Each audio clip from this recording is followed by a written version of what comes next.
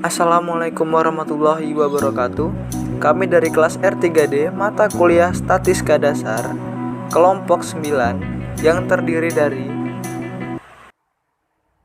Nama saya Monica Liset Manula dengan NPM 2019 135 00 337. Nama saya Tulus Adi Wicaksono, NPM 2019 13500 291. Nama saya Winda Febrianti, NPM 2019 13500 308. Konsep regresi, metode yang digunakan untuk meneliti analisis hubungan atau asosiatif antara variabel bebas dan variabel tak bebas, dan dinyatakan dalam sebuah persamaan linier yang disebut dengan analisis regresi. Analisis regresi digunakan untuk mengetahui bagaimana pola variabel independen atau kriteria dapat diprediksikan melalui variabel independen atau prediktor. Regresi linier sederhana, yaitu regresi linier dengan satu variabel prediktor atau bebas. Melalui analisis regresi akan ditentukan hubungan antara variabel bebas dan tak bebas yang dinyatakan dalam bentuk persamaan linier. Bentuk persamaan regresi yaitu Y sama dengan A plus BX. Dengan keterangan, Y adalah variabel dependen atau kriteria, nilai Y prediksi yang besarnya tergantung nilai X. A adalah konstanta harga Y untuk X sama dengan 0. B adalah angka arah koefisien regresi. Bila B positif, maka arah regresi naik, dan bila B negatif, maka arah regresi turun. Variabel X adalah variabel bebas atau independen atau prediktor. Harga A dan B dapat ditentukan dengan rumus B sama dengan R dikali SY per SX dan A sama dengan Y bar dikurang BX bar dengan keterangan di mana R adalah koefisien korelasi produk momen antara variabel X dengan variabel Y dan SY adalah simpangan baku variabel Y dan SX adalah simpangan baku variabel X.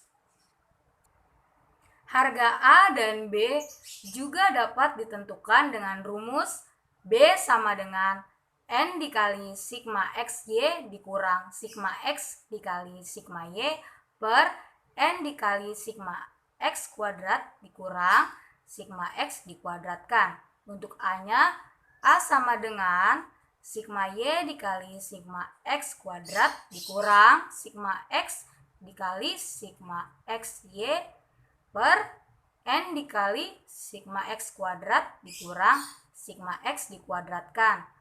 Berdasarkan nilai A dan B tersebut, sehingga dapat diketahui persamaan regresi linear, yaitu Y topi sama dengan A plus BX. Pengujian keberartian koefisien regresi linear sederhana dengan uji F. Hipotesis yang diuji untuk menguji keberartian koefisien regresi linear yaitu hipotesis 0 beta sama dengan 0, yang artinya koefisien regresi tidak berarti atau bersifat tidak nyata. Hipotesis 1 beta tidak sama dengan 0, yang artinya koefisien regresi berarti atau bersifat nyata.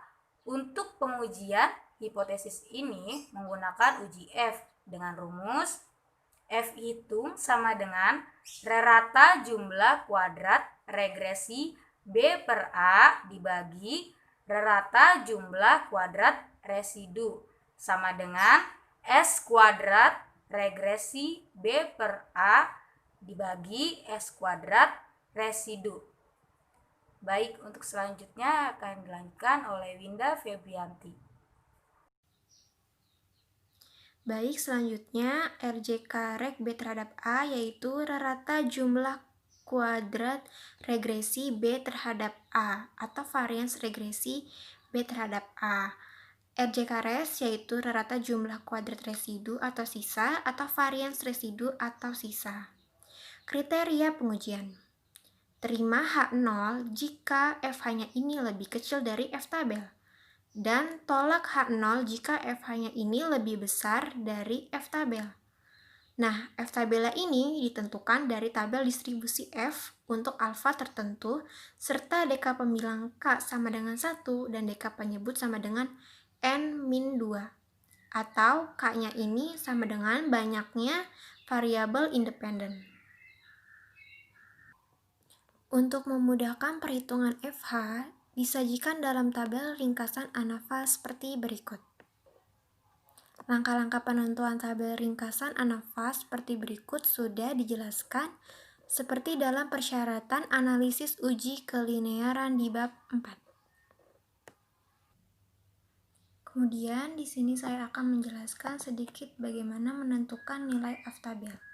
Teman-teman bisa lihat di sini ada potongan dari F tabel untuk probability 0,05 atau 5%. Sebagai contoh, misalnya pembilang itu 1 dan penyebutnya itu adalah 4. Teman-teman bisa lihat pada tabel untuk pembilang 1 dan penyebut 4, maka didapatkan hasilnya 7,71.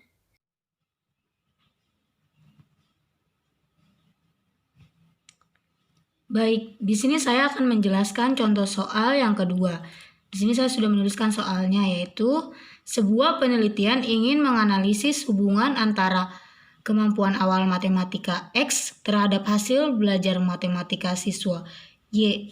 Peneliti mengumpulkan nilai kemampuan awal matematika dan hasil belajar dari 10 orang siswa dengan sampel yang disajikan dalam tabel berikut.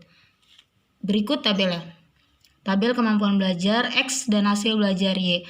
Di sini ada kolom responden atau nomor, kolom kemampuan belajar sebagai variabel X, dan kolom hasil belajar sebagai variabel Y. Di sini sudah tertera datanya. Baik, untuk menyelesaikan soal tersebut kita harus mengikuti langkah-langkah berikut. Langkah yang pertama yang harus kita lakukan adalah membuat tabel pertolongan untuk menghitung regresi linear sederhana. Langsung saja kita ke tabelnya. Saya sudah menuliskan tabelnya di sini. Ada kolom responden atau nomor, kolom X sebagai kemampuan belajar, kolom Y sebagai hasil belajar, dan kolom X kuadrat, Y kuadrat, dan X dikali Y. Yang pertama kita mengisi kolom X. Untuk mengisi kolom X ini, kita harus melihat tabel yang sebelumnya pada soal, yaitu di sini. Kita harus melihat data yang terkecil. Dimulai dari data yang terkecil, yaitu 4. Ada 5 di sini, sebanyak 3 kali, 1, 2, 3.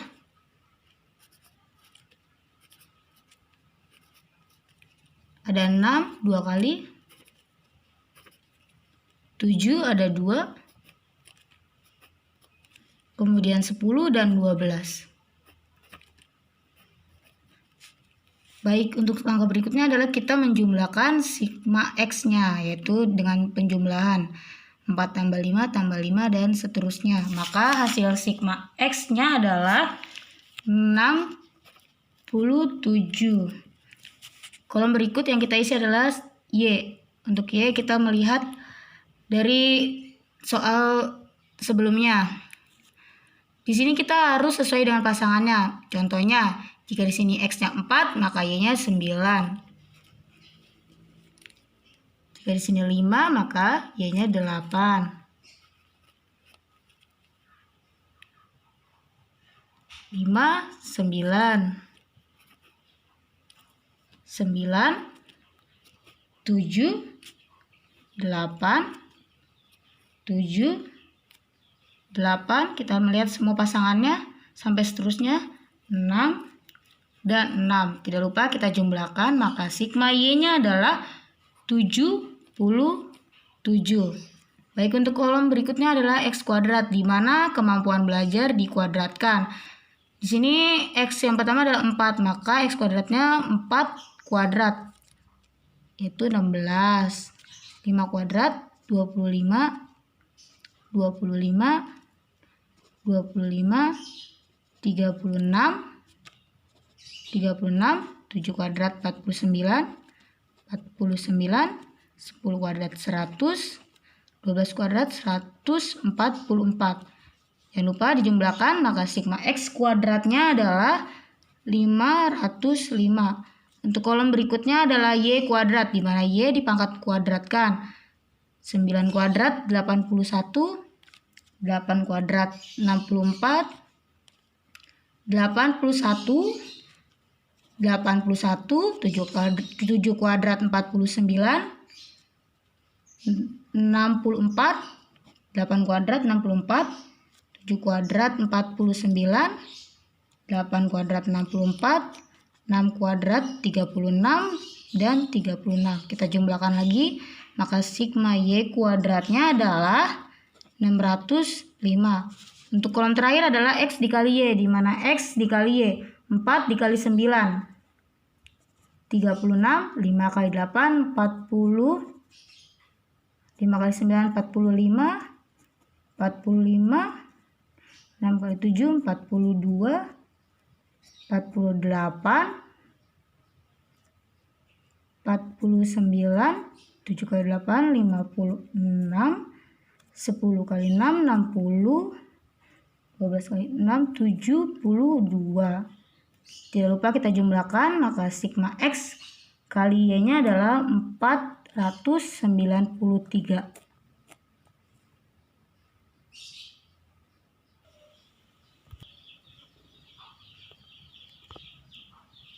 Baik, untuk langkah kedua, kita menghitung konstanta dan koefisien arah regresi.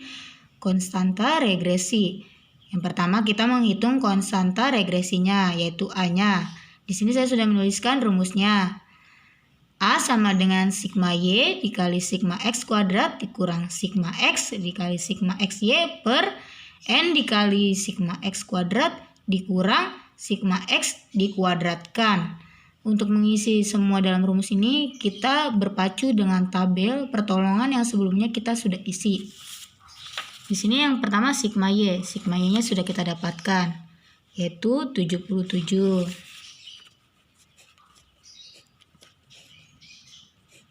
Dikali sigma X kuadrat 505 dikurang sigma X-nya 67, sigma XY-nya 493 per N-nya kita dapatkan dari jumlah seorang siswa. Di sini N-nya 10 dikali sigma X kuadratnya tadi 505 dikurang sigma X kuadrat. Sigma X-nya 67 dikuadratkan. Langsung saja kita hitung. Sini 77 dikali 505 sama dengan 38.885 dikurang 67 dikali 493 33.031 per dibagi 10 dikali 505 sama dengan 5050 dikurang 67 kuadrat 4.489. Kita jumlahkan 38.885 dikurang 33.031 adalah 5.854. Boleh dicek kalkulatornya masing-masing. 5.050 dikurang 4.489 sama dengan 561. Maka 5.854 dibagi 561 adalah 10,44.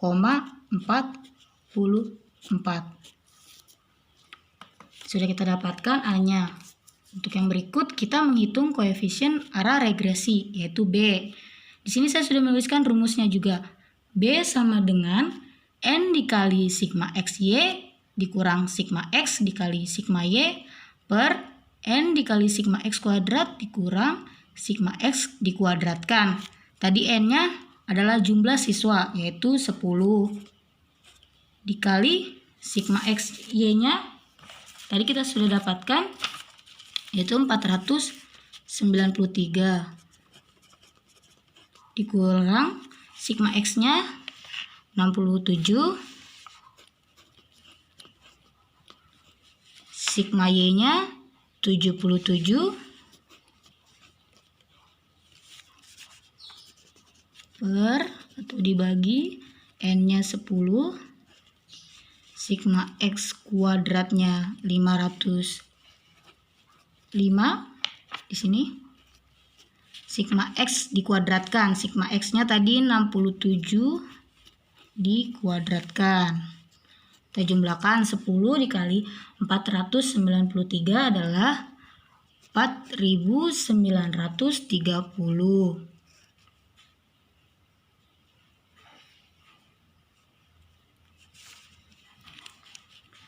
Dikurang 67 dikali 77.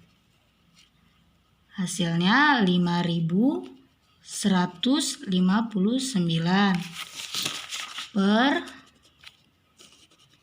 10 dikali 505. 5050 dikurang 67 kuadrat tadi di sini sudah dapat ya.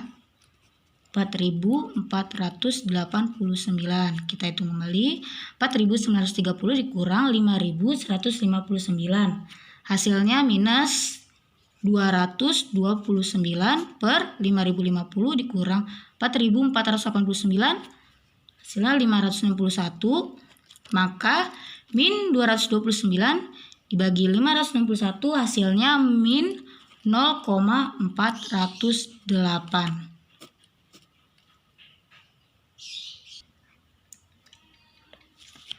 Langkah ketiga, kita menghitung jumlah kuadrat setiap sumber varian. Yang pertama di sini ada 3 langkah juga ya. Yang pertama kita menghitung jumlah kuadrat regresi A-nya. Di sini saya sudah menuliskan rumusnya. Rumusnya sigma Y dikuadratkan per N. Sigma Y-nya tadi kita sudah dapatkan, yaitu 77 kuadrat per N. N-nya tadi banyak siswa, yaitu 10. 77 kuadrat itu hasilnya adalah 5929 per 10. 5929 dibagi 10 hasilnya 592,9. Yang kedua, kita mencari jumlah kuadrat regresi B per A. Rumusnya saya sudah tuliskan, yaitu B dikali sigma XY dikurang sigma X dikali sigma Y per N. Langsung saja kita masukkan. B-nya tadi kita sudah dapatkan, yaitu di sini min 0,408. Sigma XY-nya tadi kita sudah dapatkan di tabel pertolongan, yaitu 493. Sigma X-nya adalah 67, sigma Y-nya adalah 77. N-nya tadi 10. Di sini kita menjumlahkan yang di dalam tanda kurungnya dulu. 493 dikurang 67 dikali 77 dibagi 10. Langsung saja kita jumlahkan secara bersamaan. Hasilnya 515,9. Teman-teman boleh coba menghitungnya lewat kalkulator. Kita jumlahkan sini dulu. Sininya tulis tetap. 493 dikurang 515,9 hasilnya juga minus min 22,9 sama dengan min 0,408 dikali min 22,9 hasilnya adalah plus. Min kali min sama dengan plus, hasilnya 9,3 432. Boleh dihitung di kalkulator. Segini hasilnya.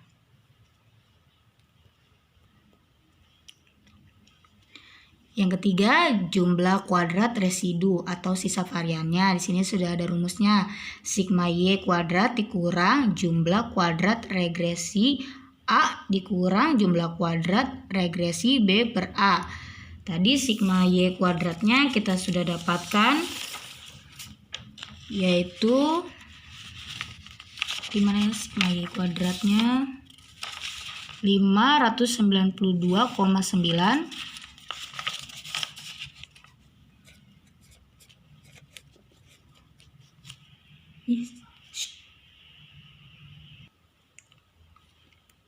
Maaf, tadi saya ada kesalahan. Seharusnya sigma Y kuadratnya ini bukan 592, tetapi di sini sigma Y kuadratnya adalah 605.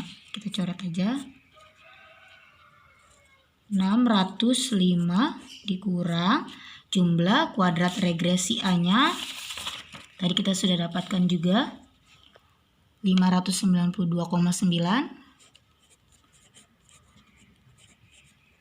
dikurang jumlah kuadrat regresi B per A-nya sudah didapatkan, yaitu 9,3432. Langsung saja kita jumlahkan. 605 dikurang 592,9 dikurang 9,3432. Hasilnya adalah 2,7568.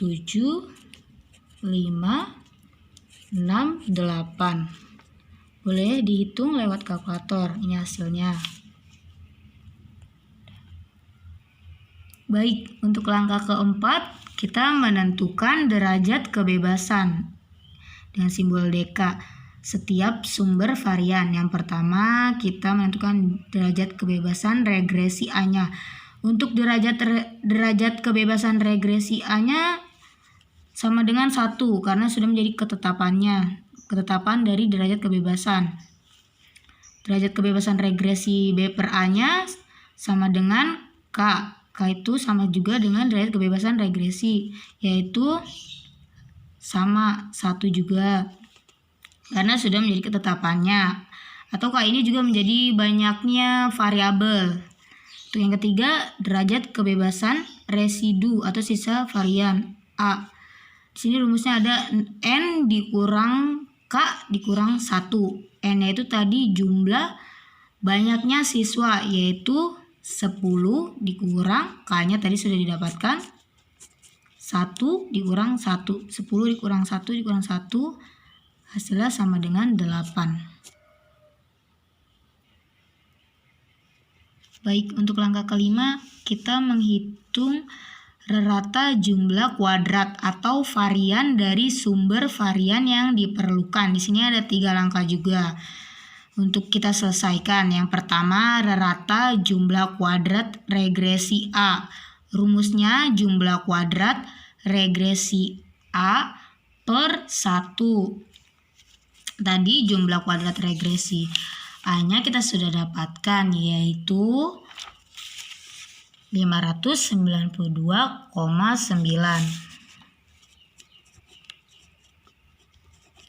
per 1. Maka hasilnya juga 592,9. Yang kedua, rata jumlah kuadrat regresi B per A. Rumusnya jumlah kuadrat regresi B per A per 1. Tadi jumlah kuadrat regresi B per A nya sudah kita dapatkan, yaitu 9,432 per 1. Maka hasilnya juga 9,332. Untuk langkah terakhirnya, rata jumlah kuadrat residu. Di sini rumusnya jumlah kuadrat residu per N dikurang 2. Jumlah kuadrat residunya tadi kita sudah dapatkan, yaitu 2,7568. 2,7568 5, 6, 8 dikurang N-nya itu tadi banyaknya siswa, yaitu 10 dikurang 2.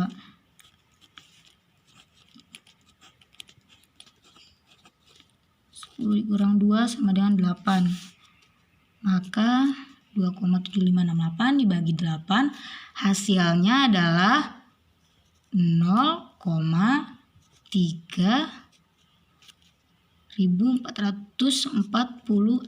Boleh juga dicek dari kalkulator masing-masing segini hasilnya. Untuk langkah berikutnya, langkah ke-6 yaitu menghitung nilai F hitungnya. Di sini sudah saya tuliskan rumusnya. F hitung sama dengan rata jumlah kuadrat regresi B per A dibagi rata jumlah kuadrat residu. Tadi kita sudah dapatkan ya. Untuk rata jumlah kuadrat regresi B per A-nya sudah didapatkan. Di sini 9,3432 per rata jumlah kuadrat residunya 0,3446. Langsung saja kita hitung di kalkulator. Hasilnya adalah 27,113. Ini hasilnya. Untuk langkah ke-7 adalah menentukan nilai F tabel. Di sini kita tentukan untuk alfanya dulu. Untuk alfanya itu kita menggunakan 0,05 atau 5%. Karena di dalam penelitian biasanya menggunakan taraf signifikan 5%. Terlebih dalam materi analisis regresi linear sederhana. Untuk derajat kebebasan satunya tadi kita sudah dapatkan, yaitu derajat kebebasannya yang 1 dan derajat kebebasan keduanya adalah kita sudah dapatkan, yaitu 8. Maka diperoleh nilai F tabelnya sama dengan, untuk menentukan nilai F tabel ini kita melihat dari derajat kebebasan 1 dan derajat kebebasan kedua. Derajat kebebasan 1 ini sama saja dengan sebagai pembilangnya dan derajat kebebasan kedua ini sebagai penyebutnya. Kalau kita memahami materi yang di sebelumnya, dalam pembahasan materi ada menjelaskan tentang nilai F tabel, di situ bisa dilihat sendiri. Kalau di dalam F tabelnya pembilangnya 1 dan penyebutnya 8, maka nilai F tabelnya diperoleh 5,32.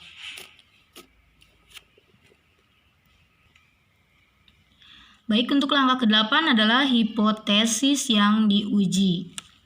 Di sini hipotesis 0 beta sama dengan 0, hipotesis 1 beta tidak sama dengan 0. Untuk kriteria pengujiannya ada 2. Yang pertama, terima hipotesis 0 jika F hitung lebih kecil dari F tabel, dan untuk yang kedua, tolak hipotesis 0 jika F hitung lebih besar dari F tabel.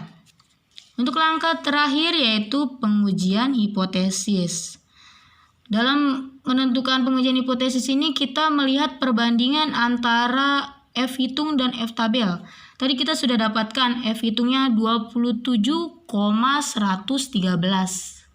Dan untuk F tabelnya tadi kita sudah dapatkan yaitu 5,32.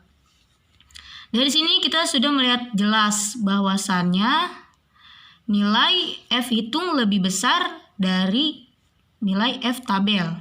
Maka yang kita lihat dari kriteria pengujiannya yang lebih besar adalah tolak hipotesis 0 jika F hitung lebih besar dari F tabelnya. Berarti di sini ternyata F hitung lebih besar dari F tabel. Yaitu F hitungnya tadi 27,113 lebih besar dari F tabelnya 5,32. Sehingga hipotesis 0 atau H0 ditolak dan disimpulkan terdapat atau adanya hubungan yang signifikan antara kemampuan awal matematika X dan terhadap hasil belajar matematika siswa Y. Maka hasilnya ditolak.